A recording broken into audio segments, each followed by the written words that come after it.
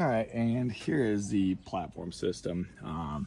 Without anything on it, just so then you kind of get an idea. Again, I just did 3 vertical 2x4 uprights there just for support, 4 in the front. I just wanted to make sure I left space in the front section here to be able to access the jackery, the battery bank, and be able to get to all the ports, stuff like that.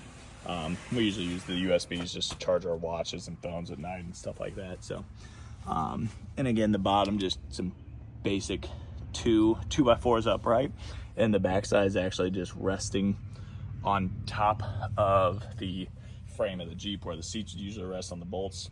And then the platform that is holding the fridge and the water tank is actually on top of this platform.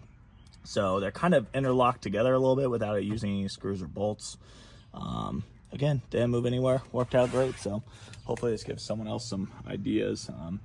Only thing I'd recommend too is it does make it to where you can't lean your seats all the way back with the totes in there. So if you got a long drive and you want to lean your seats back, we did have the option to where we could move the totes up here behind the seats, put them on top of the fridge for the long drives since there's nothing on top of there usually, and that give us room to lean back.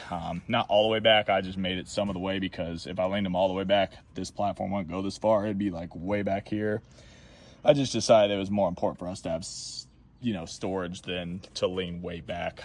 Again, the seats are still really far back. That's actually where I usually drive anyways, in the driver's seat, and I'm 6 foot tall, so I'm sitting pretty far back already anyways. So yeah, that'd be the only thing I'd recommend to do if you're gonna build your own. Just watch out for where your seats are at. Make sure you don't end up putting yourself sitting straight up for 12 hours, or heck, I think our drive from California straight back was 25. So 2 days straight just driving, but it really wasn't bad. We were able to sit back far enough. So okay, that's kind of what it looks like without anything on the platform system.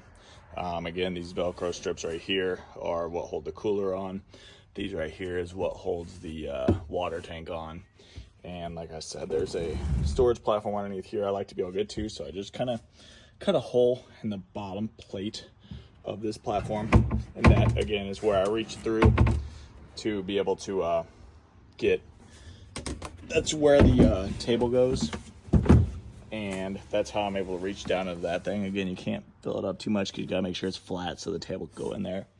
But again, the front platform essentially just sets on the Jeep right there, you can see, and this platform sets on top of it. It's pretty snug together with this back brace here.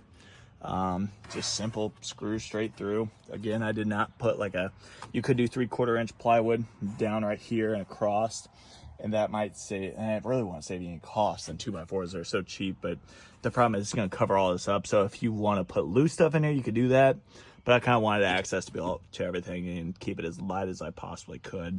Have not weighed this thing. Guess I can weigh it and see what it weighs to give you an idea, but yeah, pretty simple little design. I'm just going to take this thing out and put the seats back in here pretty soon after I rinse out all of this dust and dirt from Death Valley and